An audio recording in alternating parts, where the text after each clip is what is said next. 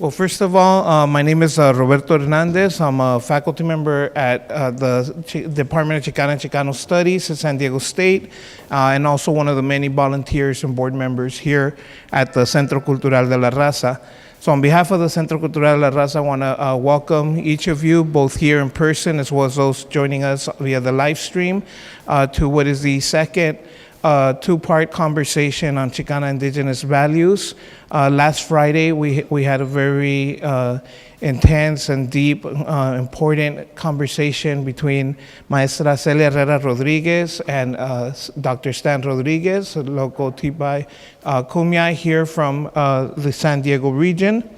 And today we are joined by Yreina D. Cervántez and Maestra Cherríe Moraga, who will be in conversation, in particular with a focus on Celia's art.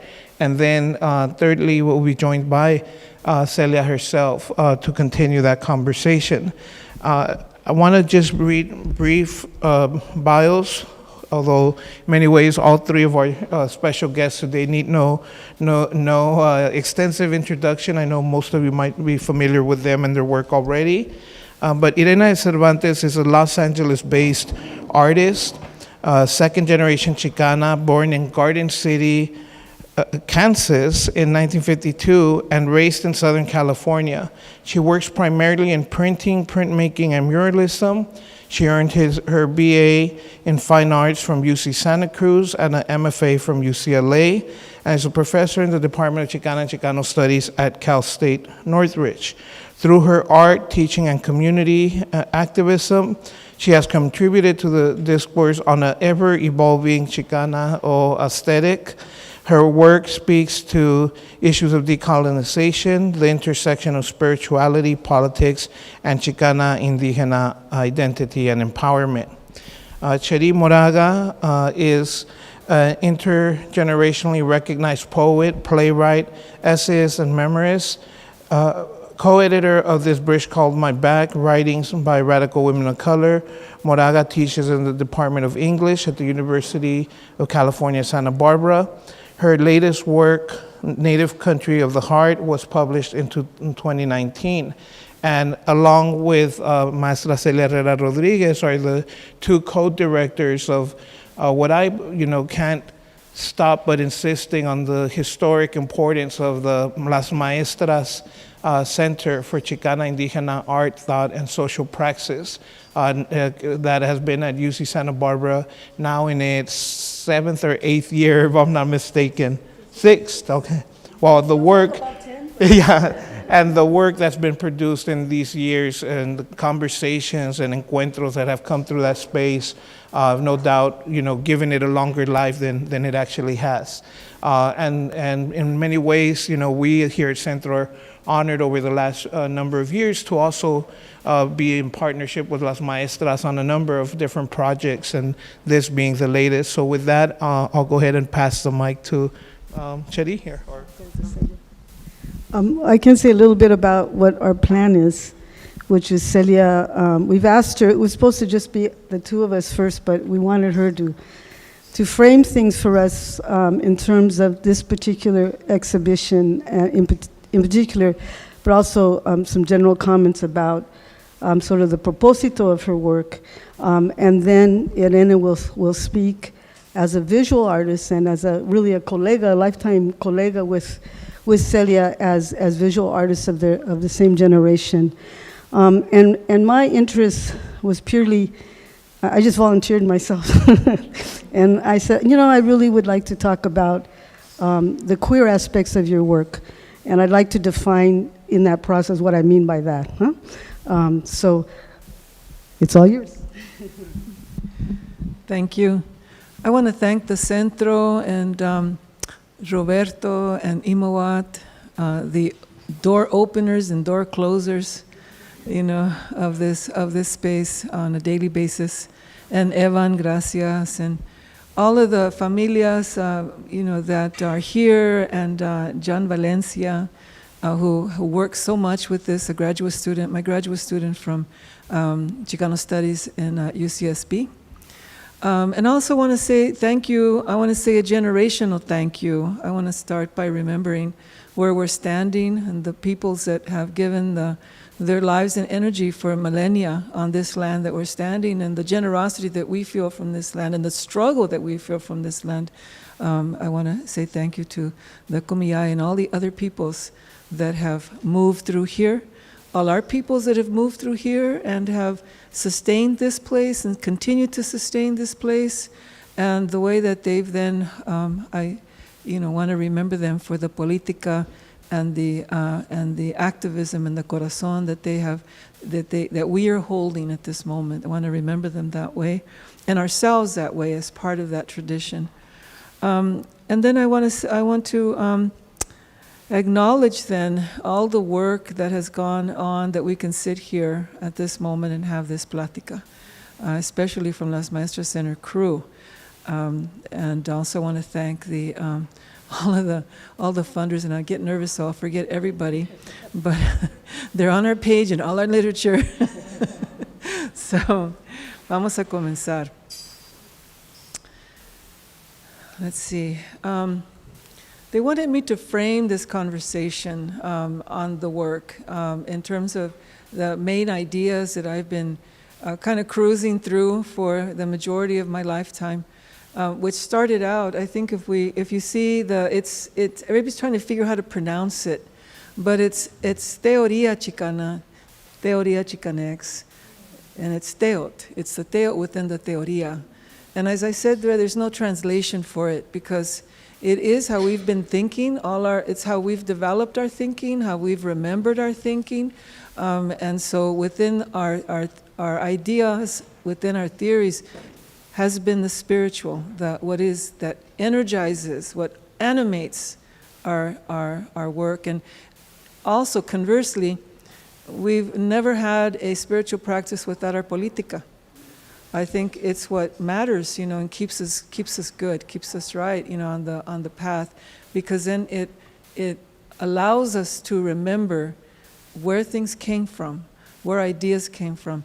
And so I'm speaking English, and the reason I say there's no translation, because words like thing really do not describe the anima of what it is that we're holding and remembering and connecting to and bringing back, and also learning. Because we've learned tremendously in these territories among the native peoples that have shared with us and have allowed us then into their cocinas and their spiritual, rooms, their spiritual temples, ¿verdad? To allow us to remember who we are. So that's why there's no translation of this idea, Teoría Chicana. And so if you can give me the next slide, por favor. I'm sorry, they're a little bit, I think the lights may dull them out. Can I stand up? Evan, can I stand up? I don't want to. For the live streaming, I know I want to honor the work they're doing, so I don't want to mess you up there. Okay.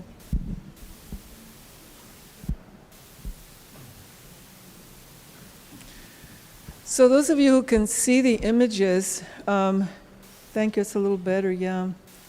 I just kind of included a couple of the sketches. They're like ideas. They're like small renderings of ideas that connect up to the research that I've been doing forever.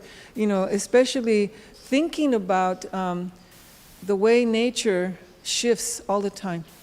So you know how sometimes you're in nature and you think you've seen a branch and it's a dog, and you think you see something moving and it's a branch, and and so it's always, the spirit of it's always moving. So I was in nature at the river, and I was looking at the water, and I saw in the water these figures, these shapes, and they were moving. And in my brain I thought, oh, they almost look human, but they're so chuecos, they're so crooked. And then I thought, oh my goodness, I'm so human-centric. Those figures are probably looking at me going, ah, que fea, so stiff, So I wanted to acknowledge then that, our vision, right, is very much captured and also colonized. And that our job, right, is to release ourselves so that we can see from the side of our eyes and believe what we see.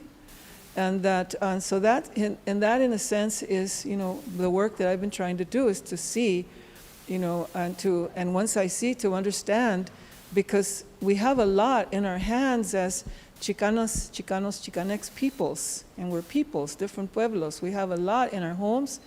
We have a lot that's been held on to, but we don't recognize it, just like we don't often recognize ourselves. And so in order to be able to see, we have to let go of how everything is framed, and this sort of perspective that we learned, that's a, you know, Western European concept, by the way, learned from the Egyptians. So we have to remember that everything has, you know, has been shifted and changed and also hardened. So the work then is to, in the painting, as they were asking me, like, what is the work? The work in the painting is to let go, to allow things to move, to allow the material of the water and the material of the pigment itself, that is sacred pigment.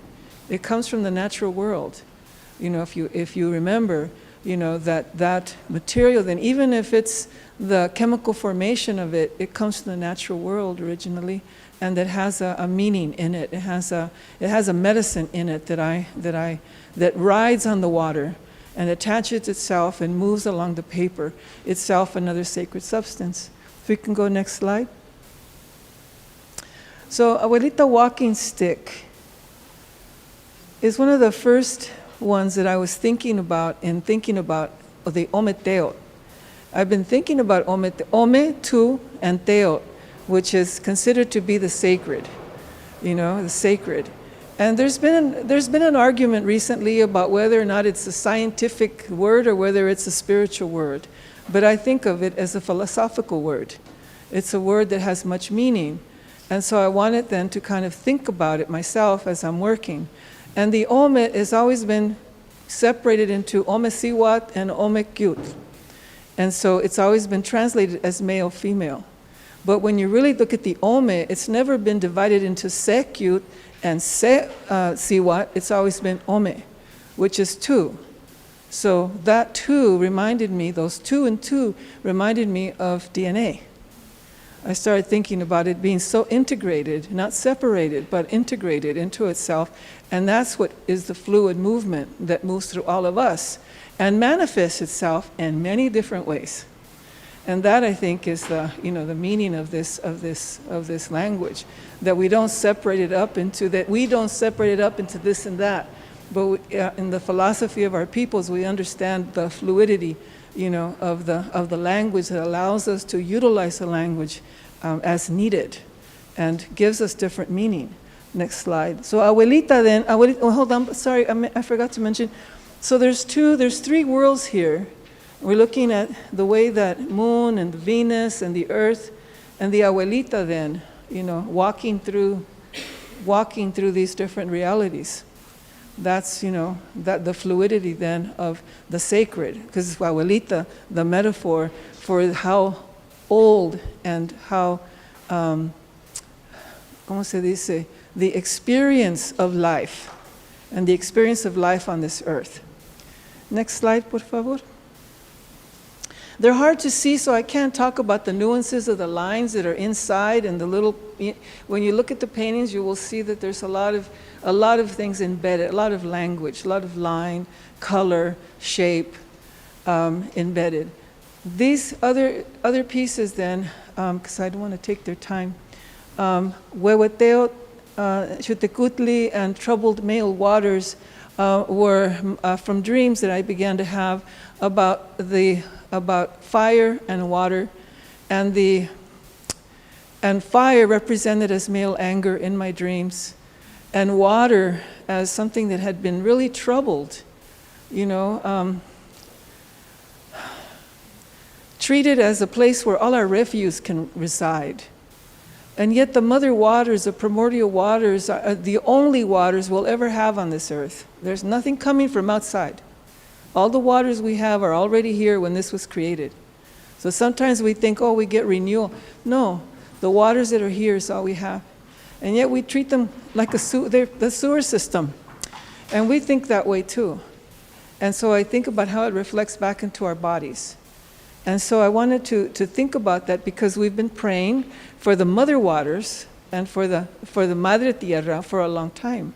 But I ask us, have we been thinking about the male aspect of earth and the male aspect of water? And have we thought about what is happening within that aspect of ourselves? And so those dreams kind of made me want to make prayers in that direction, to remind myself, consistently to remember the whole. And I know that we pray for the mother waters because we think of our mother and we think that we live here and we acknowledge that and we know that we need this energy, but I want to expand that thought. I feel like I say this, I know very little about the masculine. That what I do know, I've learned from my sons. I don't know the meaning of it. I don't know that we know it within others, other than the European language and meaning of what masculinity is and what maleness is. So I can't say this is what it is. I don't know if that's my job. But I do know that if I've dreamed it, then there's something to think about and something to talk about in it in my work. Next slide, por favor. This is Abuelita Medicina consulting the staff and Tlaloques, Tlaloc and Ejecat.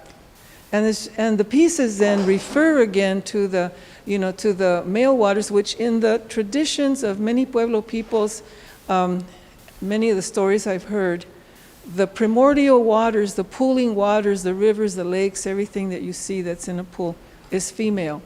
And then there's also the primordial waters, the waters that are sacred, that are the original waters, are considered the female mother. But the waters rise up. And when they rise up and they hit the atmosphere, they are changed. And when they return, that is the male aspect of water and the fertilizing sense of water that comes back to earth on the soil that springs life. And then the very original aspect of the waters is the formation then of this earth, which is told in some stories as a body that is pierced by another body. And what comes from it then is this energy that comes up as fire, lava, that turns into atmosphere, turns into earth, and turns into water. And that is in the language of our people, if we can remember to not translate, right, but to go back to the origin and to see for ourselves, right, what we might find there. So I was just wanting to kind of think about those things as I'm working. And then I was also thinking about the staff, a little brota of willow, a little brota, of different materials that when you cut them from the tree and shape them, they actually will continue to grow if you plant them. And the whole point of the branch, right, is it's a site of authority. It gives authority. It acknowledges that the person holding this has something good, something to share, something to say, something we need to know. And it is sometimes the staffs are used as rites of passage. They're also used, to convey who's who. They have many uses, but I was thinking about them as also acknowledging the abuelitas. So I think of us and the abuelitas as the human staffs. They are the ones that have been standing firm, for us to have some guidance as to where we're going if we remember who they are and the importance in our world of the abuelitas. And also then the cucuys, the cucuys' nature, like I say, is very playful. We think it's very serious, but it's also very playful. And so I was thinking about the way the clouds play with us and the way the rain rains on us when we don't want it to and doesn't come when we do want it to, and the acknowledgement of how we've had to, as a society of people, really, really in our minds, understand the movements. And maybe we've lost those connections because people are always talking about, I check my I check my phone, is it gonna rain today? I don't know how my phone knows, but so I just wanted, there was a time when we knew those things without having to consult, So that's why it's in consultation. Next slide, por favor. Yeah. Oh, I'm sorry. Okay. Oh my God. I hope you guys heard everything and it was heard over there. Muy bien. Thank you. Okay. This is the Tlaloc Xalchitlicue, which I pronounce so terribly all the time. You know, they have the Tlaloc and then they have Chalchi on the temples separated. And I started to think that one is the birth waters, the birthing waters, you know. And so I combined the two. And I started to think about the storms that erupt, you know, the falling water. And within the falling water is the birth waters. The birth waters aren't always calm. We always imagine them to be so calm. They are not. They are not. And they're very powerful. And so I wanted us to think about, you know, what's something within another. So this piece then was, you know, sort of manifesting then that, you know, within the waters also is death. You know, it has these little worms in there. You know, they're very generative, but they also take you back. They contain, you know, but the most, maybe for me, one of the most important aspects of water is its memory. That as much as we want to channel it and control it, you know, it will find its way home. And I think for me, that's the metaphor for who we are as well, how we might think about our own selves. Next, I think there's one more slide or not? Ah, yes. This is the primordial feminine waters, Xalchitlicue. This is from a little glyph that I saw, a Mayan glyph of the watery universe. And it contained, when I blew it up, you know, for myself to see, it contained all life forms in this glyph, all of the life forms that depend on water. And so, did I cover some of those things for you? Thank you.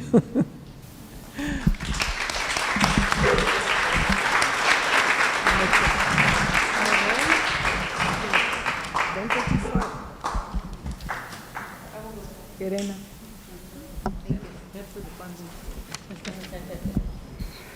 Thank you, Celia. That was really wonderful. Well, I just want to say, I want to echo what Celia and Cherríe have said. I really am thankful to the people here at the Centro for, you know, creating this space for us to have this plática today. I want to thank our ancestors and the people of this land, you know, again, for us being here today. And I'm particularly happy to be here in conversation with Cherríe and Celia to celebrate the work of Celia, to acknowledge the tremendous contribution that she's done, and just the power and the beauty and how profound her work really is. I just want to start a little bit by saying that it's been many years since I've been in this space, and I'm very happy to be here again. I'm so thankful for all the different centros throughout California and the Southwest that have really maintained a place and a respect for the art forms, all the different art forms, and have created that space for us to be able to evolve those art forms. What can I say about Celia? Well, to be in conversation with Celia is always to be, first of all, in a mutual, reciprocal conversation. It's always about learning. There's affirmation in what is being said. And the thing about Celia is that every time you sit down and talk with her, not only do you learn a little bit more about the philosophy that we've been trying to, you know, develop and evolve over time, that's rooted in ancestral knowledge, but also, you know, through a contemporary perspective, the idea that spirituality is a spirituality of resistance.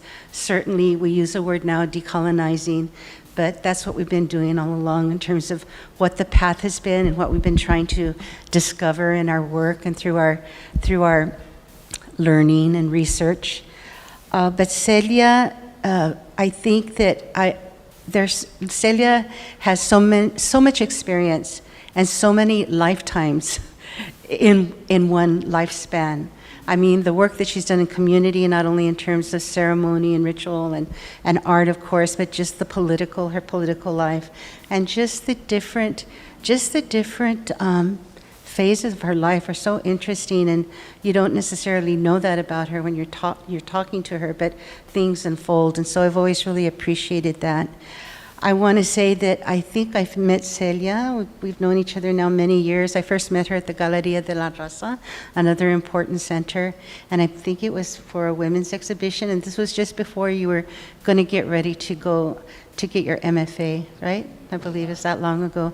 And then over the years, through different conferences, we've been able to kind of reestablish our friendship and relationship. But Celia is something I've always felt very connected to, is someone I've always felt very connected to in her work, because I feel that resonance and connection. So I just have a few thoughts, and hopefully in the discussion we can develop them a little bit more. But so just want to make a few points. So some of the words that come to mind when I think about Celia's work, first of all, to look at her work, you really have to get close, right? And you'll have that opportunity if you haven't seen the work already. But it really draws you, to come close. There's an intimacy about the work. And I'm always really so, just so moved by not only the language and the symbolism, but the mastery of her technique. There's so many, there's so much in the work, not just necessarily the message that's conveyed, but how she gets there. So her process, is really intriguing. It's like she works with the paper, she creates all these different effects, she uses all of these different washes even before she starts to draw or paint on the work. So the process of the work itself is a form of ritual, as it is for many artists, but definitely a form of ritual and ceremony as she's working. And then, as an artist, just looking at her work, again, I'm always like, I have to look really closely because there's so much that she's doing. I mean, and I see so many inspirations. I'll say inspirations rather than influences, because they're inspired, they inform her work, but at the same time, she, it's like her own vision, her own perspective in terms of what she's learning in the work. And so, and it's just, I see, like, for example, she mentioned some of the Mayan codices. She's inspired by the work of the Huichol. In the gallery, there's a piece where there's a dish, a broken dish from Tonalá. And if you look at the brushwork in the Tonalá, that piece of, Tonalá ceramics is very fluid, it's very spontaneous, but it's masterful. And I see that in Celia's work, just in the way that her lines are so calligraphic. They're beautiful, and they're imbued with so much power. So, again, I love Celia's work for all of that, And what I want to say is that her work, what I say is that her work challenges us to understand the symbolic language, which is informed and inspired over a lifetime of ceremonia, research, experience, learning, all towards the development of a sabiduría that heals and fortifies the spirit and strengthens us. Her work prods or nudges us, prods or nudges that cultural memory that is embodied in all of us. And if you take the time to look closely, you begin to feel, it's a visceral response, you begin to feel what is being conveyed, that there is something sacred that belongs to all of us that is being invoked within ourselves. And so we again, there is something that is within us that she's invoking through this work. And one of the things I thought was really important to say, that to create this kind of work, it's just not a matter of learning the symbols and the philosophy. You create the philosophy as well, right? You bring to it. But it's also that you have to be in alignment to create this kind of work. right? You have to be in alignment. And what I mean by that is to create this kind of work, one has to be aligned with the values that it represents, such as respect for nature and all living creation, reciprocity, compassion, integrity, and healing. And those are the things that I think are really transmitted in the work of Celia. And then the other thing I want to say is that I think what artists have done, particularly in these spaces, these galerías and the centros, but also when Chicana and Chicano art is, shown in mainstream galleries or museums, as an example, like I'll say for Day of the Dead, when you create an ofrenda, it's not a display, as we know, it's not an installation, but it is an ofrenda. It is, creating sacred space. And so what we do is whether, the museum realizes it or not, is that we are transforming that space. We are creating a sacred space. And I think that that's what Celia's work has always done, and is so important. So, and so I really consider this work to be an ofrenda, and to all of us. And it just encompasses, all her years of, just absorbing and also giving back, right? To get to this point where the work is just so fluid, so spontaneous, so intuitive, so evolved. It's really, and masterful. It takes years, of this kind of work and her artist ritual to be able to do this at this time. And one thing I really wish for Celia, this is really just the tip of the iceberg. She has so much work, there's just like, years and years of work. And again, very powerful work. And what I wish for Celia is for her to be able to have, to have all of that work one day in a gallery so we could see that body of work and understand, like, what a commitment, what a dedication, what a love, she's really expressed in her work.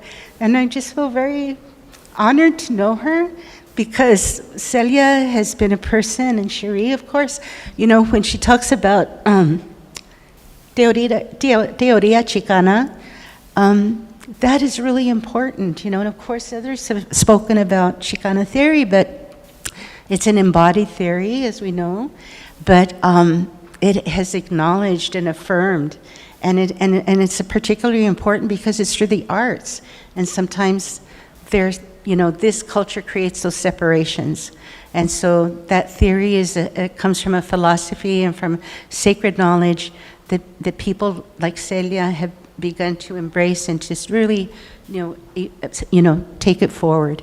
So anyway, I just want to say thank you, Celia. I really appreciate your work. I appreciate you, and I've just learned so much over all the years. So I'll leave it at that.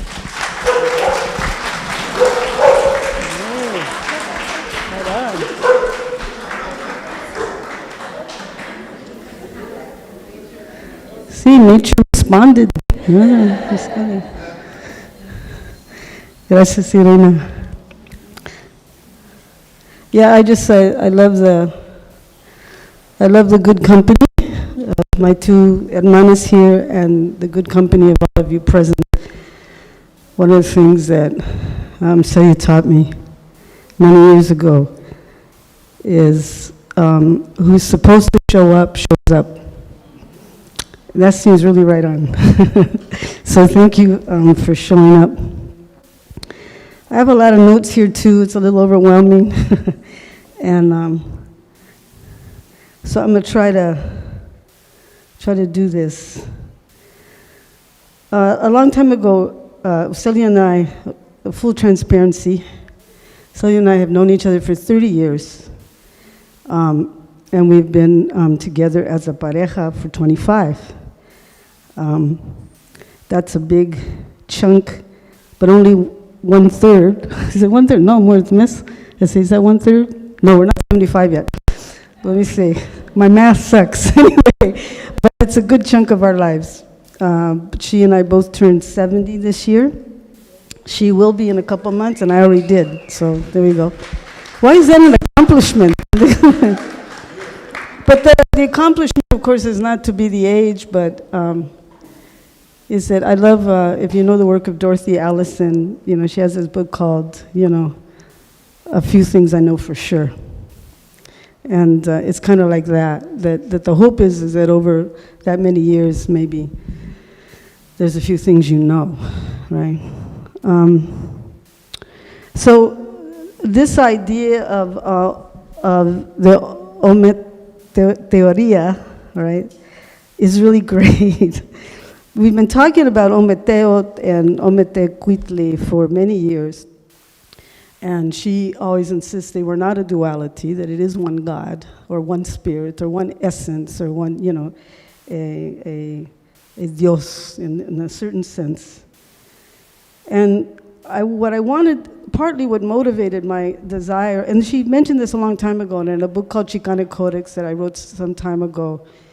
There's an essay in it that has been controversial, but not that the other ones aren't. It's just that that one in particular is controversial, because I was making a case for that as Chicanas and as indigenous origined peoples, that we may know more about gender and sexuality and being two-spirit than LGBTQI.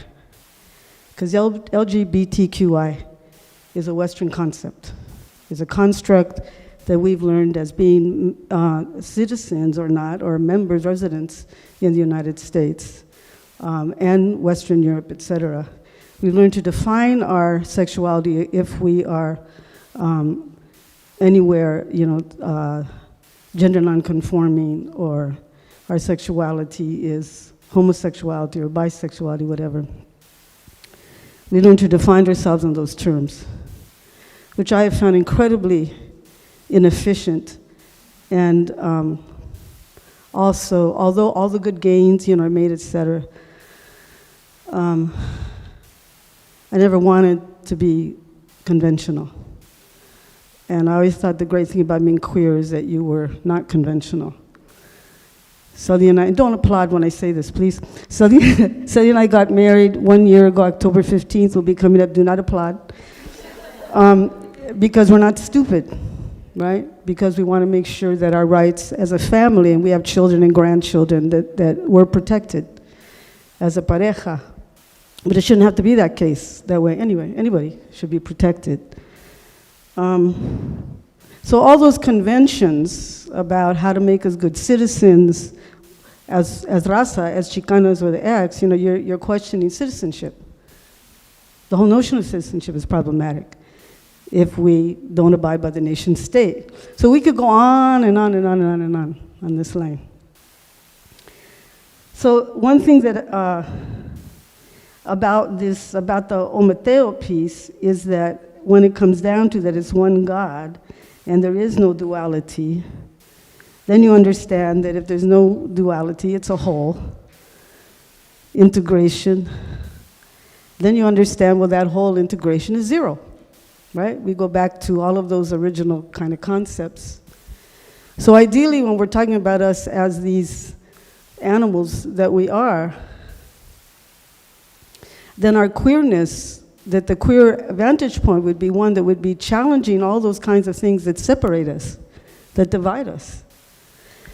So the thing to me that has always been about, well, first I'll talk about kind of a simplistic point of view, and then maybe I hope one that's a little more complicated. But the simplistic part is, the one thing I want to say is that Celia is a queer mother many times over. She has 3 adult children, many, many grandchildren, and a couple of great-grandchildren. I told her I would only accept the grandmotherhood, not the great-grandmotherhood. No soy bisabuela, not yet.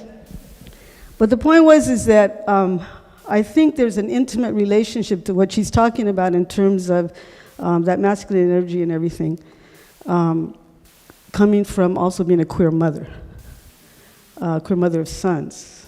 I'm the queer mother of a son as well. I mean, the kind that goes through your body like that. And not that it has to be that.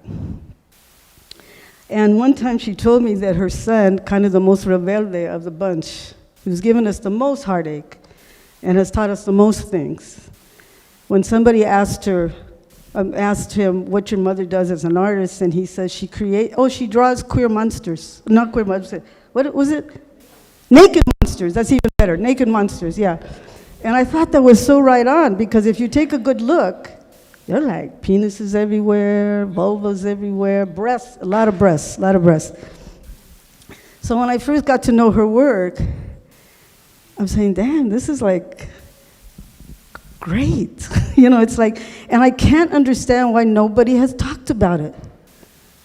I mean, this has been 25, nobody talks about the work as having sexual imagery, that they're glyphs of sexual imagery, that it's suggesting a Mesoamerican, pre-Columbian, anti-colonial perspective. And I'm gonna tell you why that is. Because the identification of what Chicano art is not inclusive of those kind of ideas. Chicano art is, for the most part, not conceptual. It is not conceptual art. It is not critical thinking art. And of course, there's a million exceptions to this, you know, but the only way you can say the bad thing, the thing they're because upset about, is to say it and then let the fallout happen. Because I'm tired of it. Case in point, my sister here, highly conceptual artist. Doesn't get what she deserves. Are these, you know, is there one women shows happening all the time? For Chicanas anyway? No. But the specificity that we as a people need critical thinking, public critical thought that's not all about academia. Study this work and you went to school. So that to me is also what makes it queer. That you're challenging the status quo. You're saying, no, we were not born in 1848 as a people. And we have, and Celia always refers to her dreams in not only in terms of her visual work, but also her performance work, how they influence her. And then in order to follow a dream, and the dreams can sometimes take 20 years to make manifest. And unfortunately, when those dreams are not positive, they are being manifested daily. You know, they are being manifested. The horror of where we are in this world, when she talks about the waters, we know what's happening to our waters. And so our work, the best of our work, is also prophecy. The great thing about the poets is you don't have to do a damn footnote. You can prophesize because something in you said it was so. So you go to visual art for that reason. And we forget to go to visual art. I mean, when I first look at the art, you kind of go through it, like, oh, pictures, right? Then, as you said, you have to go back and study. I've had a piece of her work, about one piece of her artwork before we were together, and it cost me a lot of money, too. She was like, she didn't give me a deal, you know? When I've had that work, you know, and then finally I let her give me another one. And I realized how long it's taken me to really look at those works. That, you know, you see every day and they're right there. You study them. So that's one thing I wanted to say, because it is true about the naked monsters. This is what really came down for me. When I was quite young, I'm gonna try not to go talk too long, but when I was young, I had just come out, and some of you, if you're from LA and you're around our age, you might know the Women's Building in LA, and it was kind of largely a white feminist arts organization place, and I was in a writing workshop there, etc. But there was a story I read in their magazine called Chrysalis that talked about the lesbian as monster.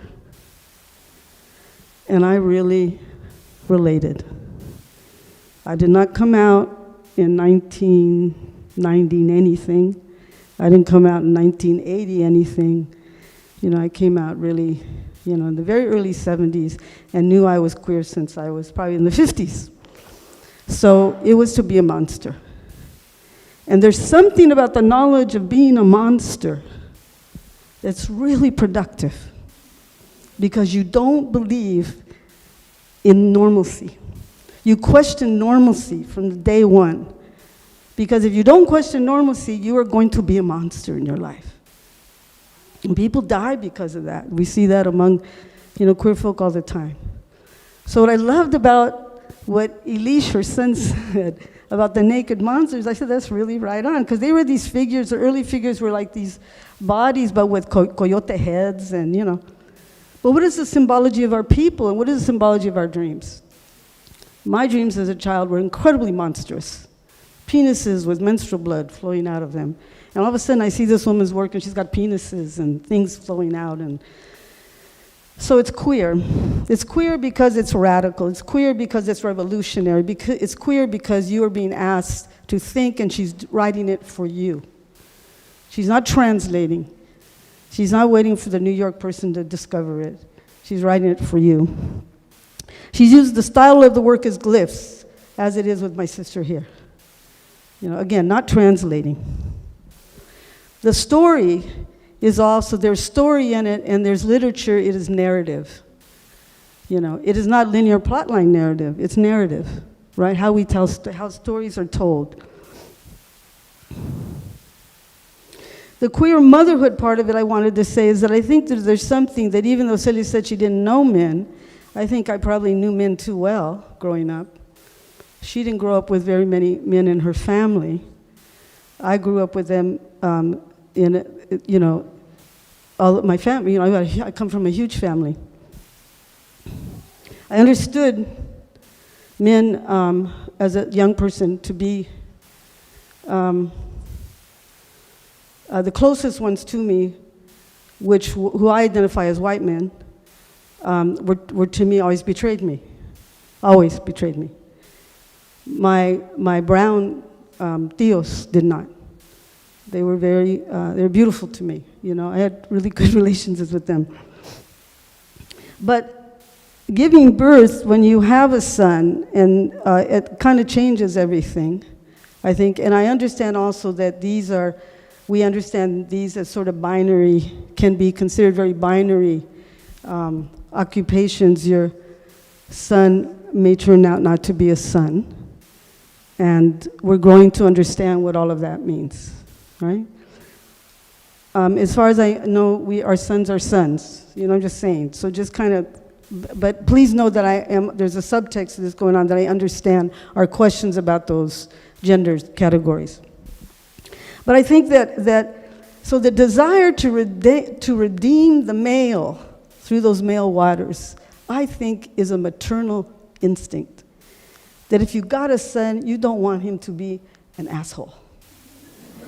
You know what I'm saying? You want him to survive and flourish, and to inseminate the earth, and the earth catches. It's a beautiful image, right? The earth gives water. The water comes from the earth, which is female. And I know these are metaphors. They're not essentialism, okay? They're metaphors. You bring it up. They're metaphors based on how nature functions, and we give titles to them. So they come up from the earth, they go up, and then, they come back down. The male waters bring them back down to inseminate the earth again, all right?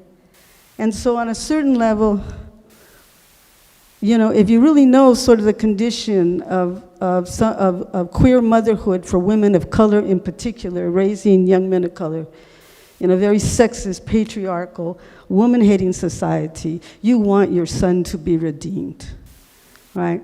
And I can't help but think on a certain level, when all of a sudden I was saying, why do you have these penises suddenly? I hadn't seen them for much, and suddenly they were showing up, and she always says she doesn't know. And I think she may not, I think she doesn't. Sorry for the third person, Celia.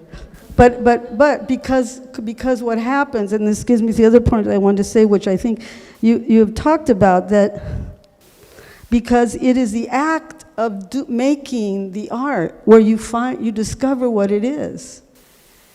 And I say this to the writers in the room: if you write with a progressive plot line and all the little notes set up, it's going to be very boring work. That the writing discovers. That's why I make my students use a pen and pencil in the first draft, because it's the writing discovers the best stuff because it draws from the unconscious. So I believe Celia when she says she doesn't know. And also have witnessed her working on a piece and just thinking the piece is just so horrible, like that. I drew myself into a mess, And then working, not throwing it away, but working through the mess to discover what it wants to be. That takes courage, I appreciate what you said about, things being in alignment, because I'm the first one to tell you Celia is not always in alignment. And of course, none of us are, right? But but her best self, and I believe this about all of us as artists, that our best self is that working artist. So partly also, when we talk about the politics of the day should be is that we should have a structure among us that artists get to do their artwork. That we don't have to be teaching full-time, if we're lucky even, in the university, so that we can do our artwork on the side. There is very little structural support. We know this. Everybody's nodding their heads. And I'm going to say just a couple more things. The other part that I feel, the thing about the Chicana teoría, well, I just said it, right? That this is Chicana theory, Chicana X theory, right? All of this, the exploring one piece of work, you will arrive on a theory. And one of the things that you mentioned, I wanted you to do that list again, is that about, how did you put it? I'm trying to remember that. And I lost my note.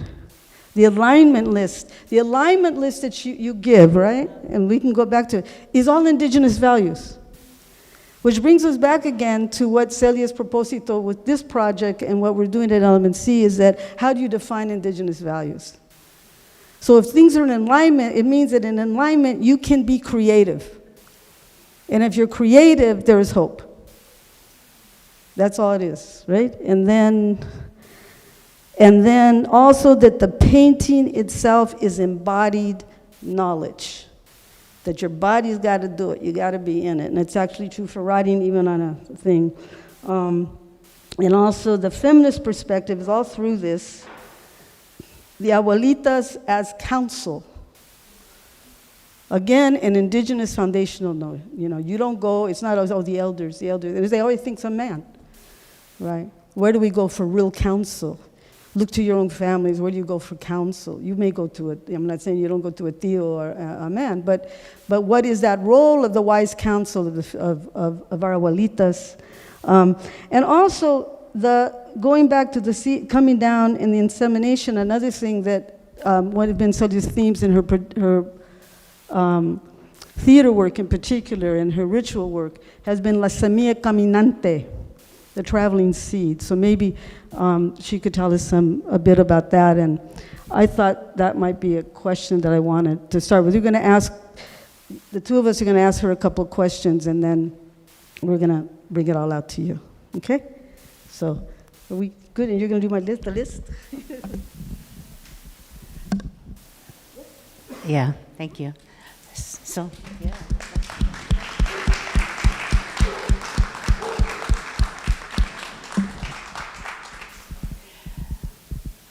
Well, Celia, you've laid such an important groundwork in terms of the meaning and the philosophy of your work, not just through your painting and through all the different art forms, you know, that you master, but also through your work with the maestras.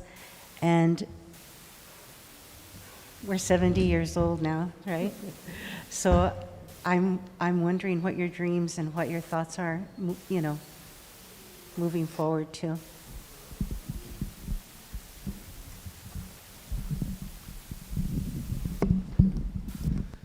Oh, well, first of all, it's accepting 70. My mind, you know, still is operating at some other age. You know, my 40s, I'm not sure, you know, somewhere in there where I have this energy, you know, and this desire to work. I come from a very hardworking family. My family is, you know, from Durango and very rancho people, you know, that had to work every day, cyclically, you know, work every day. And when they came here, they continued, you know, to work. I mean, we honor work in our family. You know, my family sometimes thought, like, what do you do? What do artists do? You know, pobrecita, you know. Every time I see my tío, he's slipping money into my hand because, you know, I must need it. But I honor the work, sometimes too much. And I'm having to learn how to, you know, what my body is telling me, you know, and I'm strong. I have a lot of strength. My family is, you know, good, strong bones and muscle. So, but I'm finding that, you know, so what is it? I'm looking at this side, as Cherríe always says, we're at this side of time. You know, time isn't, you know, like you see it from your 40s, it looks very long time, long distance, long road. And now that road is shorter to the other side. I don't know how long. I don't think about it like, you know, tomorrow, the next day, next week, 2 years, 10 years, 20, I don't know. But I do know that it means that I have to think about what I want to do. It also had to do with all the things I've accumulated in that lifetime as an artist, having to put away the things that I'm not using. I looked at my during this COVID period of time, which was very hard for me. It was hard for all of us, I think, but I know I went through it pretty hard emotionally, especially with all the incarceration of the children, everything you were caught having to see on the screen around you, and not, you know, it really hit me where I live. You know, all of the scars I have got kind of ripped open. And I'm full of medicine. My house is full of medicine, and I'm not using it. It's put away in drawers and cabinets, and I ask myself, wait a minute, am I a tienda, or do I have medicine, you know, to use? What is it? You know, should I put up a sign and be a botica, or, you know, or should I start using, you know, remembering to use my medicine? It's the same with the work, and I have to say, at this age, sometimes you go, wow, look at all the things I didn't do. All the things I intended to do, the things I wanted to do, and the things I didn't do. And I have to say, well, so now it all belongs to the next generation. And I have to be, although sometimes my ego really hurts, you know, it gets really little, it gets really like, you know, I have to be happy that you all are doing what I didn't do. You know, whatever idea is present in the world and it's getting done, qué bueno, qué bonito, thank you for doing that work. You know, and so it's having to let go of the things that I'm not going to use, realizing that someday I'm going to do that thing is not going to happen. So, because now I'm being selective about my energy, where I want to put it, and what really matters, not only to me, but what matters to us. What matters, what needs to be said, finalmente, what needs to be said in this time, in this world, you know. So that's in part, you know, how I feel about the work right now. I want to collaborate with you, hermana. I want to collaborate. I've been really blessed right now to have so many young people around me to collaborate with. I mean, I have to say this, it's not a one-way street where I feel like I'm teaching or, you know, I'm learning. I'm gaining language, I'm gaining understanding, and also it gives me energy. There's a revival, you know, that happens, an exchange of energy that happens, and so that I'm very blessed for. I feel very, very happy, and so those are some of the things I want to do, and continue working, and continue. This painting has always been that, you know, like those of you who write poetry, it's the very personal space, a very quiet space, and being in community is the place where one's política, you know, gets to grow. It's really where you heal, ¿verdad? Whatever goes on it's when you come together in community that you get to see the reflection, you get the support for the healing, you get the, you know, the, ¿cómo se dice? The affirmations también, which really matter, because I know I'm talking about ego as an artist. The work is to get your ego out of your art making. You know, so you can see the work and allow those things to come through you. But that ego, if it's not fed, you know, gets really squeaky. You know, so it has to be healthy, and it has to be in good place, and that means there has to be the exchange of the work, and then the work where it lives. You know, where it lives. So, gracias. So I wanted you just to speak to a little bit about the idea of the Semilla Caminante in relationship to also the work that you do in terms of the stage work that you've done, the stage work you're designing, and the protocols before then, the traveling that you did around that, and also installation work. Just a little bit, those choices between those things. And then, gracias. Well, I came to installation work because the work just jumped off the wall. You know, that dimension just jumped off the wall in the storytelling. You know, because there is a narrative, and you know, rather than telling it, it started to form and shape itself in wanting the work to be interactive. And so that installation work came in the sense of interactivity. And then it started to grow as creating a space in which we can experience. And that's been controversial, because some folks feel that the spiritual should be done in the privacy of our world, because, you know, we're always being appropriated. And we feel very vulnerable by that appropriation. But I also feel that, you know, not all of us have the luck, the invitation to ceremonial grounds. We have to find our way there. And the majority of us, you know, what I think about are the school kids that come through. You know, when I came through, I'll tell you, when I first encountered a Chicano artist working in a culture center, I couldn't even walk in. I turned around and left. Something about it shocked me so much that I couldn't speak to them. I was shocked. Why? Why was I shocked? Because my world was so empty of it. I knew I wanted to be an artist, yet I did not have that reflected around me. So of course, you know, it was just too much to take in. And so I feel like with our young people, they need to see, and we need to see ourselves reflected. We come from the generation of not having that reflection. I tell Yreina, when I teach Yreina Cervántez' work, the piece I teach and love the most is her self-portrait.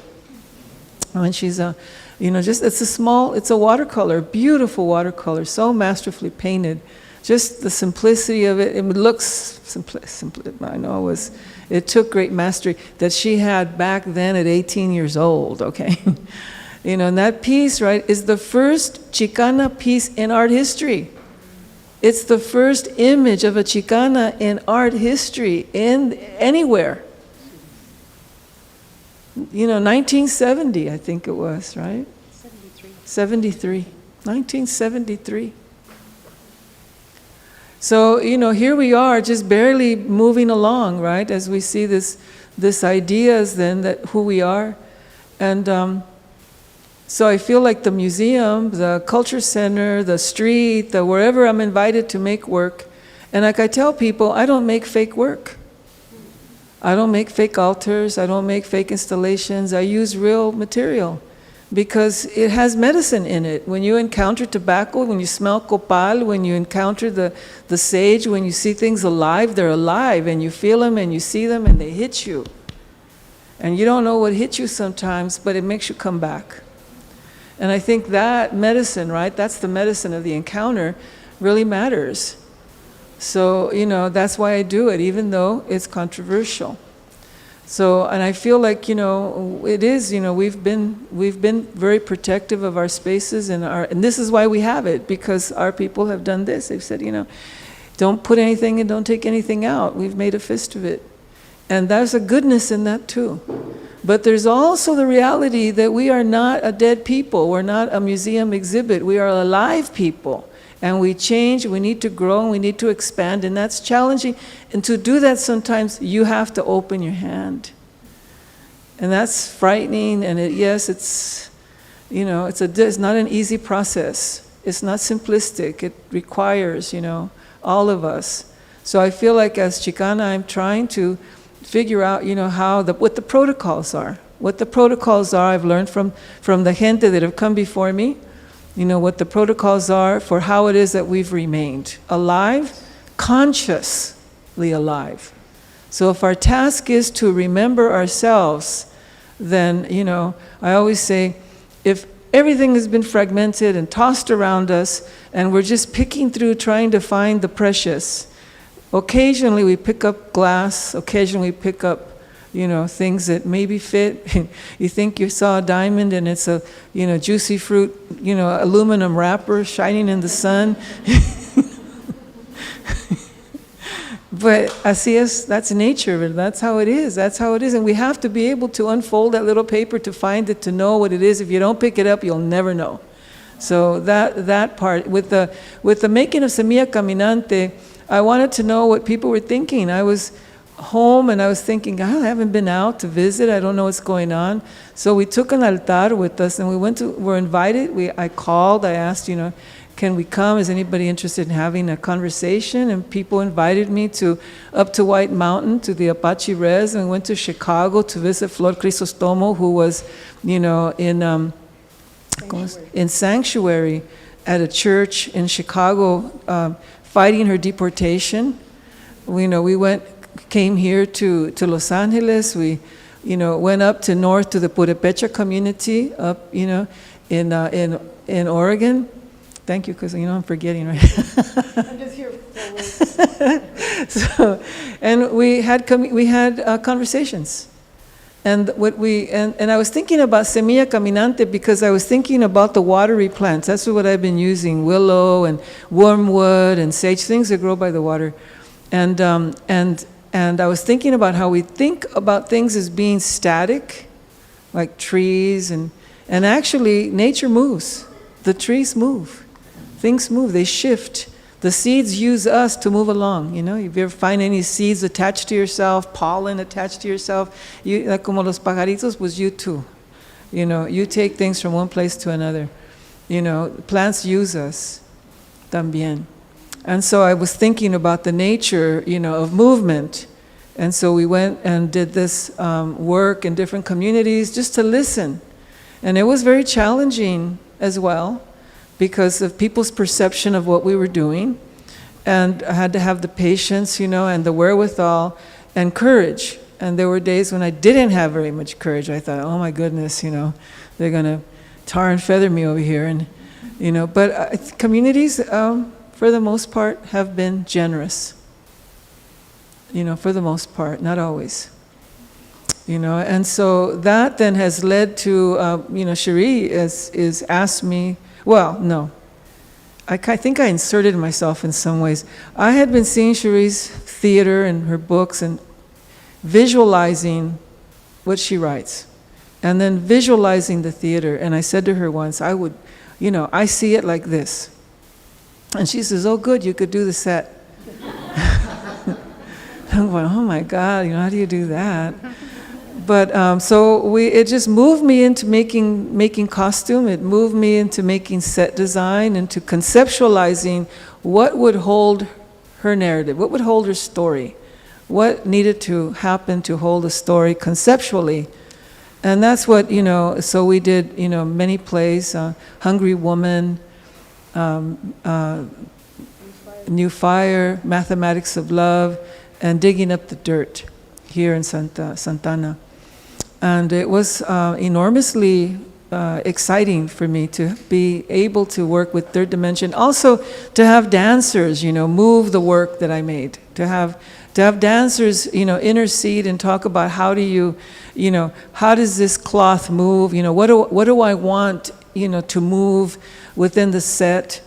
And then that also is a part also of the performance work, performing the pieces. So that's pretty much, how we've over the last years, been able to expand from moving from the wall, onto the ground and into the world, did I miss something? I think that was it. Thank you. Which way? So we're just going to open it up to preguntas, comentarios to everybody. Roberto, you want to use a different mic or this? Yeah, I have a mic, and just for the sake of the live feed, if we could ask people to kind of come down this middle passage here, and if you have your questions or comments, you could do them from here.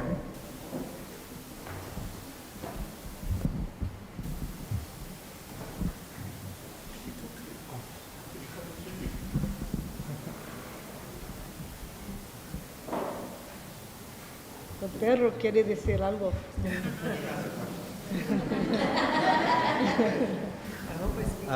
You have a great painting, so very nice. The question is, I'm going to try to make it in short and brief because it's kind of embarks a lot. It's a lot.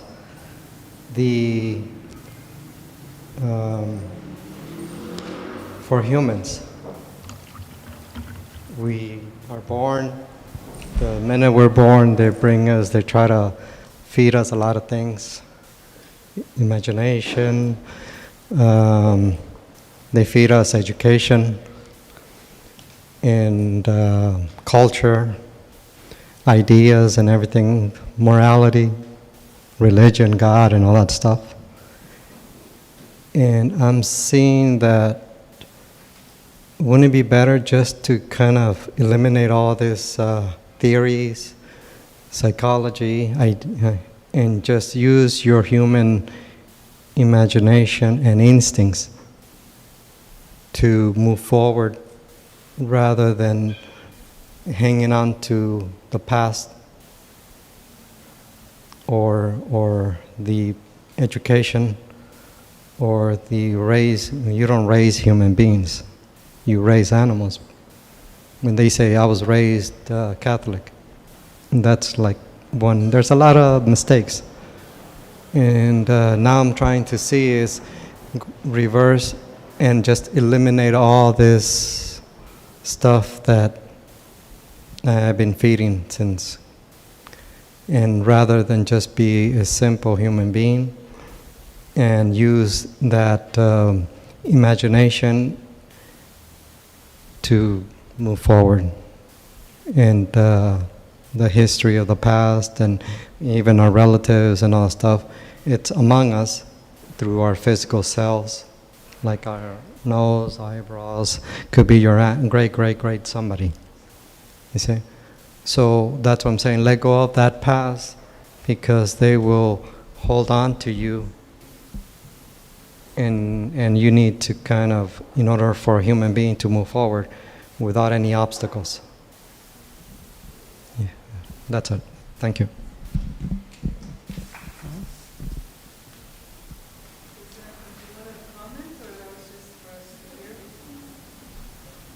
Suzanne. Did you want us to respond to that? Yeah, he was asking you. Okay. Well, first of all, there's so many things in there that, we could be here and have a really wonderful conversation around all of that. But I want to think about the Western thinking in there. This idea of moving forward. Why forward? The idea of letting go of the past. I think that in our world, in the indigenous world, it's how we acknowledge where we've come from, the sacred. We say thank you for what's been given to us. Don't think of it as something that's holding us down, but think of it as a way that we can live in harmony in nature. So this idea of human beings raising animals, well, there's a purpose for it. And the idea of us being raised, those are all language, it's all language, but I understand what you say, in terms of we're kind of bound by all of these restrictions. But also when we, and I suspect that given that if we erased everything right now in this world and had to start again, that we would probably, move forward, continue on, however you want to think about it, then almost all, I don't know if we would do it different. We don't know. We don't know how we would do it. I think sometimes that if I return, if it's true that we return and I return, I would not think of it a progressive plotline, as Cherríe says, moving forward, but I'd probably want to go back, like about 1,000 years at least. Want to go back long enough to say that, when we see the ships in the water, we say, shoot first. Don't let them near the shore. I have a prophecy. But I think as human beings, the way I understand it is that it's a blessing that we've been handed, how to how to be in nature. It's unfortunate we have all this language now, like, human being, and we're so human being centric that we think of ourselves as more important than every other life form, more important, and when that we've kind of outgrown so much of our space, and we don't allow ourselves to use our space because of governments. But I have a feeling that if we could change, anything, it would be to access, what we do have in our hands, what we do know, what we do know. And maybe the people that still remember that are the peoples that live on that land directly. And if we could access, that knowledge of people who live on that land directly and know the water, know the mountains, know the deserts, know the movement of the plants, if we could honor that maybe we wouldn't be so dependent and so ill-dependent on technology, and see ourselves as more important than the mosquitoes. We can kill the mosquitoes because we're uncomfortable, and don't even look to see what happened that has made that, that relationship, wrong. I'm not saying it as well as I'd like to, but, I don't think that the problem is the past, in other words. I think that looking back and understanding what we've been given might make us more honest and more capable, than it holding us down. What holds us down are the governments that have been created. That's what's holding us down. And this honoring of profit and comfort that goes along with profit. All the bill of goods we've been sold. I think that's what has dislodged us from the harmony that we might experience. I don't know. Why do we think that we deserve it? We want to live by the seashore where the water comes over us, and we want to then limit the seashore from hitting the shore because we want to live there. Come on. Live at the top of the mountain, and it falls every year with a mudslide, and we, buy insurance, and all of us Californians have to pay for that person to have their stilts on that. It's crazy. That, I think, is what's crazy. More so than remembering to say thank you to the grandma that taught me how to live here, or the grandpa that said, this is how you do it, and live well, and live happily, as the first order of business we were given was to live well and live happily within the creation. I don't know.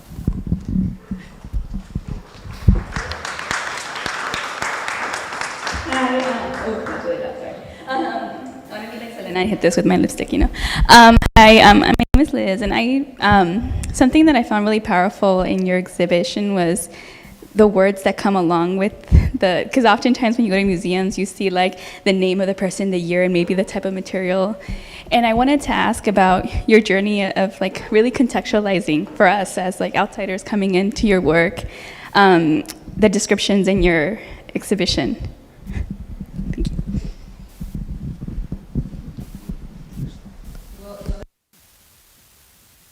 And John Jairo Valencia. Because they said, you need to do that. So that's why it's there. So I'm grateful to them too, for helping me. It's hard when you're painting, sometimes language goes away. If the painting comes first, then the language seems redundant. So that's, sometimes it's like pulling teeth to come back and say what it was because you say, people will look at it and they'll see it. Yeah. Thank you.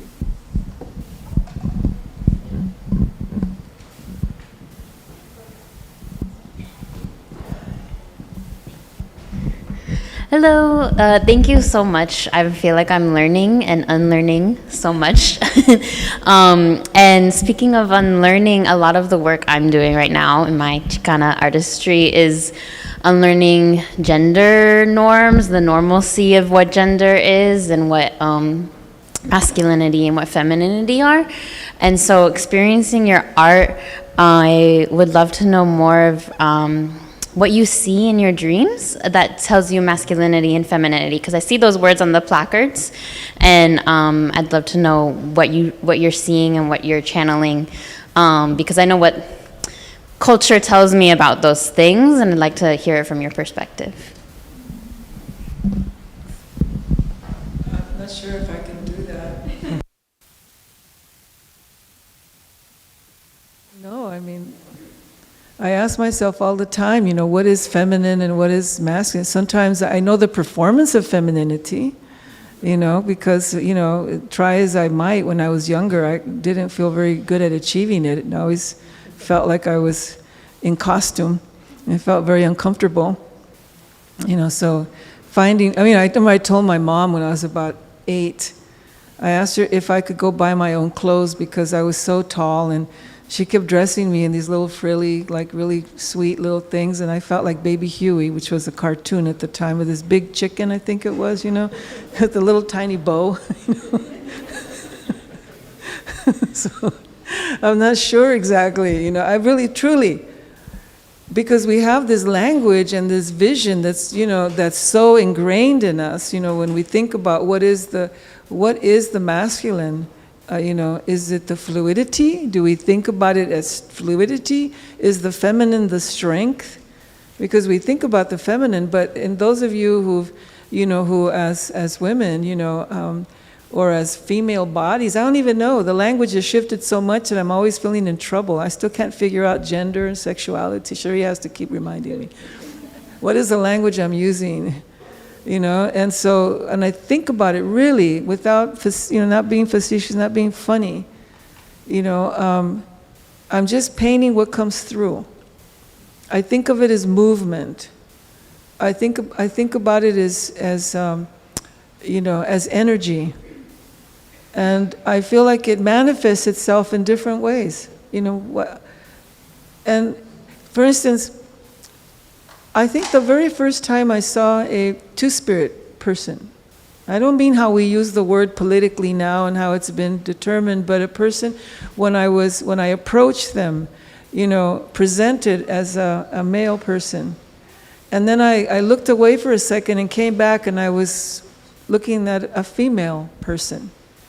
And I remember that it threw me so completely, and I realized, oh, it's my mapping mind. We're human beings, we map everything. And so if we don't understand it, right, it freaks us out because, we have these little brains that tell us what things are supposed to be and how they're supposed to be, unlike the rest of our creation, that does it by using all their senses, So I feel like if anything, sometimes any language you put on it, any language that we use at this moment, you put on it, is going to define it and freeze it for you. And I don't feel like doing that. I'm trying to release myself from the brain freeze. Yeah.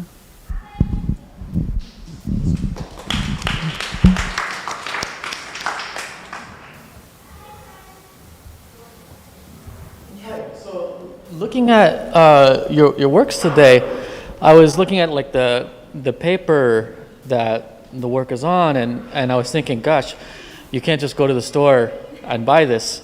This was crafted with a lot of labor and care, and I guess I just want to fully appreciate what it takes. So I was wondering if you could just walk us through like what it's like to go from the original materials through to the art, like in terms of both, well, either thought or like just physically what's happening there. Like process, yeah.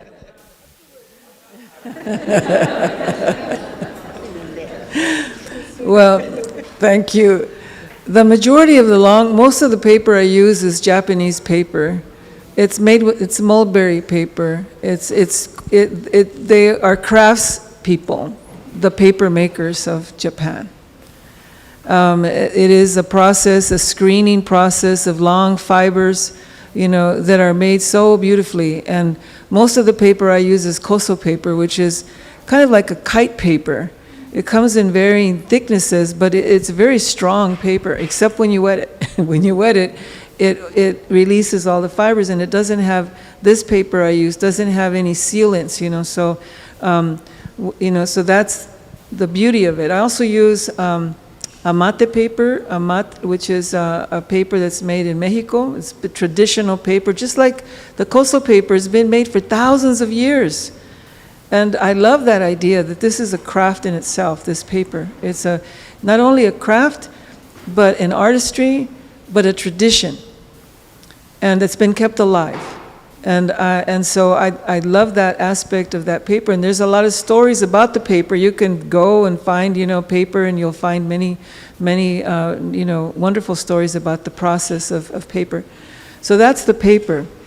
I usually, the way I work it is by doing washes of the color, many washes of the color. Yes, first it's wet sometimes, and then I put a color, a wet, very wet color, and I start building on the color. And I use gum arabic, which is sometimes seals the color, and then I can put more color on top. And I draw, and I put more color, and I draw, and then there's the waiting for it to dry at certain temperature. It dries to certain amounts, like when it's really wet, then it gets, half percent, 1/4. It lets you draw in it as well, once it's pretty dry. If not, it tears. Sometimes I fold the paper and I soak it, and I have to very carefully open it up. Doesn't always work, sometimes it falls apart. So I draw color, I go back in with the watercolors, go back in with Prismacolor, go back in with pastel color. It just takes a building up of the surface, and then as that builds up, then it's the story that I'm kind of interested in. What is it that I'm trying to say, in the work? So it is a process. It talks back to me. In other words, as the paper dries, I put a color. When it dries, it's not the color I wanted. I got to go back again. I call it playing chess. I make a move, it makes a move, I make a move. I think I won, hey, I made a move. I come back the next day, no, it says, no. You didn't. And what's that line doing there? It's really a beautiful relationship with paper, and so thank you for asking that. When I went to school way back in the other day, watercolor was considered to be passé and a venue for women or, Sunday painters, which, I was aghast at being a Sunday painter, a sort of hobbyist, in other words. Yeah, that's how they talk, And so watercolor was just, there were some watercolorists still left alive that were really making beautiful things, really a lot of, especially from Chicago. I was interested in some of the work that was being made there. But I didn't have any teachers because nobody was teaching watercolor. So I had to teach myself. And I started using it. And then I hurt my neck from drawing this way. Leaning over, my head hurt my neck and back, and I had to change the healer that I went to told me I had to change my way of working. So I had to develop a method of being able to work, vertically. So that I work this way instead of flat leaning over it. So yeah, I don't know that I use it correctly. When I was in grad school, there was this guy from London who was in the Royal Academy of Watercolor that was aghast by my watercolor, and he wanted to teach me how to do it right. Yeah. There is a right way. So thank you for asking. So to continue in the line of that question, and something that I've been thinking about throughout this beautiful conversation, so thank you so much for all the reflections. Something that Yreina said about the brush strokes on the ceramic, right, and the kind of mastery. And I'm thinking about this relationship between, and also what Cherríe was saying about the conceptual art, right, as theory making, and the relationship between, artista y artesana, right? And even how that distinction is so colonial and doesn't allow us frames to see what is emerging from the work, and this chess game, the back and forth, the dialogue, even the movement also that you talk about so much. The first time I got a cornhusk doll from you many years ago at Chicana Park, and you were talking about her hair. She had wild hair, and it was all in movimiento, and I said, that's the one I want. You said, she's a wild one. And I thought of it when I saw this installation here, because it's in movement, but it's also with the live flowers. I saw it the day it was installed, right? And you know, the Western art world calls that time-based art, right? Performance art, installation, where we're watching something in real time. But I come here every week and I watch the flowers decay, and we make music in the space, but she's there, right? Her energy is there with us. And so I guess the question is, artista, artesana, you know, if you have how do you identify or work with those concepts and those words, and is also, you know, does one have to become an artista to be seen as a conceptual maker, you know, in your experience, to be recognized outside of, let's say, the centros?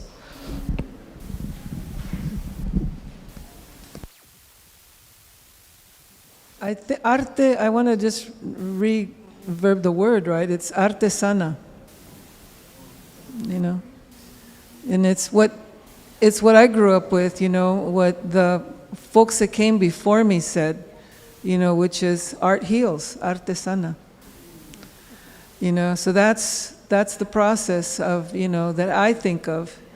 The other question about, you know, what do you have to do to be recognized? I wish I knew, because, you know, I'm like waving. What did they say? ¿Me conocen en la casa?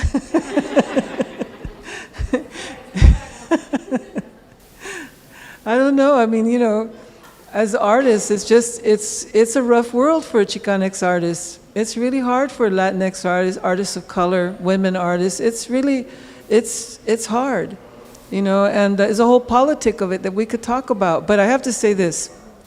I want to honor the Culture Center in recognition that it isn't just, you know, the only place we can be, but if I remember correctly, the folks that started the Culture Center said, this is where the work belongs. This is where artesana.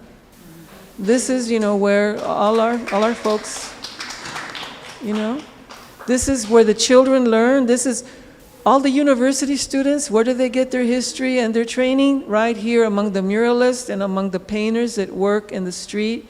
You know, they don't get paid for teaching, but that's what they do. And so there's something really important, not to look at this as a secondary source, but to look at this as the primary source. And, you know, and think about it that way, even though, yes, you know, those of us who work so hard, and people have whole generations of folks, you know, those that have left us, never having received the sustenance and the sustainability for their work that they needed, you know, from the mainstream. Yet the mainstream picks us out. I mean, you know, they hunt here, they gather here, you know, and they don't remember our names. So, you know, here in the Culture Center, you know, we get reminded of, you know, who we are, because we see right here next to us, you know, who it is that taught us and told us and said, and, you know, yeah, so, gracias. I think I'd like to, yeah. I know we're kind of coming close to time, but I also wanted to maybe circle back to the beginning and the words you shared around the title itself, right? And if we think of theory, not just as abstract, you know, mental, intellectual games, but theory, I've always thought of theory in conversation with Chela, Sandoval, and others, right? Of theory as trying to think through to find a way out of the cul-de-sacs that sometimes we find ourselves trapped in, right? So theory is a way to create a new path out, whether it be forward, backward, in círculos or whatever, no? Pero pathway out. But oftentimes in Western theory, right, it is this very disembodied, abstract, and so I really appreciate and I really appreciated how you brought together teoría in the sense of that creative, ongoing creative aspect of theory, right? It is ultimately a creation. It is creating new ways to emerge out of those various cul-de-sacs. And so I wanted to kind of circle back to that title and ask of all three of you, in thinking about Chicana theory, but here thinking teoría Chicana, how do you see that creative aspect in your work, and how do you see that in relationship to spirit?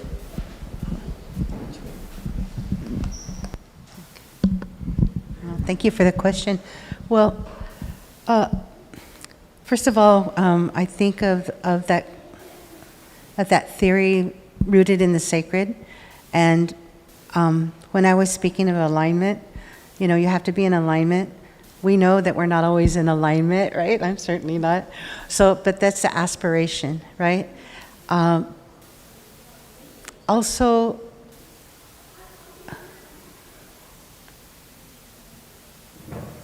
definitely is a theory that's rooted in practice, not just a personal practice, but, engagement with community. But I also feel that,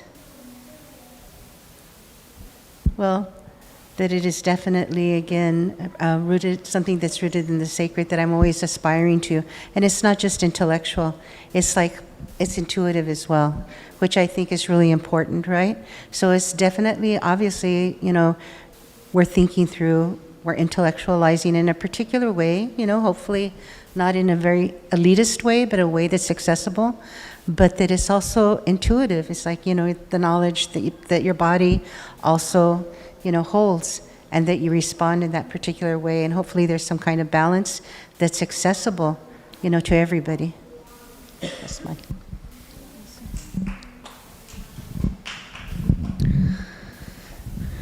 I was thinking about when I was sitting down a little bit before us getting together right now, and what I wanted to say. I've been thinking about it for some time, and then it's by thinking about it, I felt like I was drawing connections that I had never thought about queer motherhood in relationship to Celia in her work, although I write about it for myself.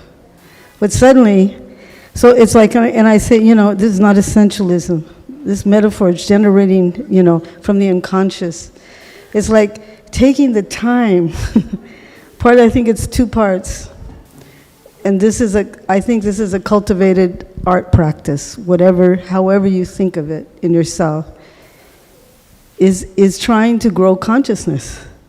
So that while you're in your daily life, something impacts you, and it upsets you, or it moves you, and you take a moment to go, duly noted. I mean, it's as simple as that, like duly noted. And then we build this life on those moments of conciencia to shape a value about how we go to the next step, and we go to the next step, and we go to the next step. But it really is I think the privilege of being an artist is that is the right to cultivate it as a discipline of awareness in the best of scenarios, and we fail all the damn time. Our lives are a mess, right? I mean, we're just a mess. We never live. I do appreciate Sandra Cisneros saying this one time that she said, we're never, people think you are who you are, what you write, like you're all that. It's like, it's much of baloney, because that's the beauty of it, you fail so damn much, and so the point of it is, it's aspiration. Thank you, sister. That's like, it's the aspiration to be better, right? And so, and the way that happens are these moments of, I do appreciate the Zen perspective in that way, where really it is about you try to, like, example, real short, I'm a real enojona. I can go to 0 to 500 in 2 seconds. And I'm learning to go to about maybe 495 maybe instead, you know. But that moment, it's rising up in you. That's why I always talk about it arises. A feeling arises. They say it so beautifully. And the moment it arises, take a second before you respond. And in that moment, consciousness is born. And we change. It's a great notion, you know. Anyway. Gracias, Roberto. You know, I've learned so much from you. You know, I feel that I want to honor all of us who think, and all of us who write and think. You know, all of you out there that have made it. You know, that, as Cherríe always says, that, you know, one, that a life of the mind. And so all of that, you know, I mean, I read and look. You know, I think the symbols for me, I wanted to learn them without interpretation. I wanted to learn them directly and to figure them out, because I felt that that was an original language and I didn't want to get it in translation. And so I've made that attempt. But I also appreciate those that have spent a lot of time making connections, you know, trying to understand what our people left us. Because really that's the task that I've always felt. Like, what if I think that the theory is that, you know, nothing leaves this earth, you know, that we have everything that's here, is here, has been, will continue to be with us, then I think those elders, those in the past that have left us, have left their consciousness here too. That the memories are here around us, that there's knowledge around us, that we have to be still enough sometimes to accept it. But we also find it because I think that we're not the people of the rock, we're the people of the book. This is our generation, our time. And so we find it sometimes between words. We find it between books. We find the connections because we saw that and we saw that and we figured this out. And that, I think, really matters for us as a people. As peoples, rather. We're not just one people, we're many peoples. And think about how rich we are, because we represent so many peoples, and if we could hold that, honor that, and bring ourselves to it, that we could see that together, you know, we do have, you know, something really valuable in our survival and our continuity, you know. So I feel like, yes, I honor theory. Always, you know, I've spent time with Chela, where, you know, Sandoval, where she comes across a word and we can't move forward until she examines that word. And she takes us many journeys, many places, until finally, you know, she's done. You know, and by then you've understood the history of that word, its meaning, its political aspirations, and how it can save our lives if we think about it just a little bit differently. And I say thank you, Maestra, for that. And so I also, you know, honor I think I'm going to leave you with the story of theory. So first time I went to ceremony, I volunteered to make the early morning fire for everybody to have café in the kitchen. It's outside, you know, out in the country. I never had made a fire before, but I volunteered to cook that day. So, you know, I put the wood all down like I thought you were supposed to, and I crumpled up a lot of newspaper like I'd seen a lot of people do. And then I thought, oh, it's a sacred fire. I think I'm supposed to rub sticks. So there I am with my sticks, like trying to figure out, well, how do you know, nothing, it was early morning dampness. Everything was a little wet and nothing was happening to that fire. Long time out there. And then one of the elders that was there comes out. And he sits down in front of the fire in a chair, watching me, suffering, trying to rub my sticks together. Now I'm sweating in that because now there's the elder watching me. And while I'm rubbing the sticks together, he's rolling up a tobacco. He rolls it up and then reaches in his pocket, pulls out a Bic, lights my newspaper, and lights his cigarette.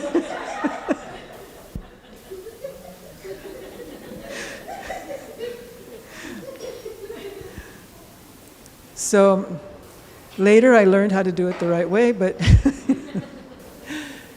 it always is what you think it is until you try and you figure out what it is and what it isn't. And to me, that's the the essence, of how we are in particular, as indigenous peoples. That's our Chicana indigenous thinking, that we do see, that there is a theory and the sacred within it. And that if we pay attention, right, our consciousness grows. And so I feel like that's specific and particular, rather than generalized ideas of theory. So I want to thank you all. Gracias.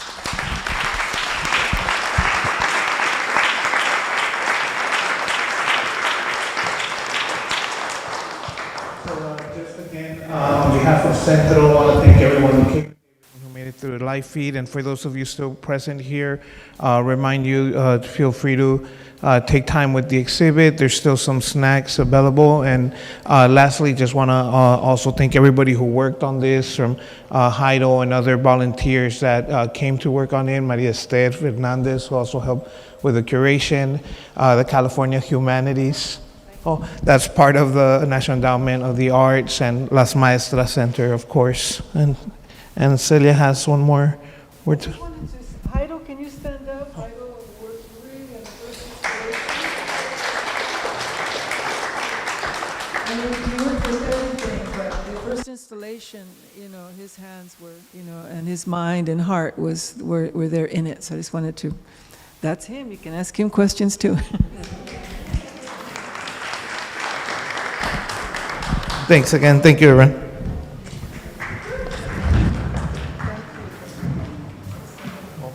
Lo puse aquí so I don't forget, because this is the one I was saying. Oh, yeah. Express yourself. Yeah, because the press sent me a copy, and then Gerardo sent me another one. So So this is so que se lo lleven. Don't forget, cuando se lo lleven, yeah, don't forget. Gerardo, Aldana y Villalobos. Oh, that's all right. Yeah.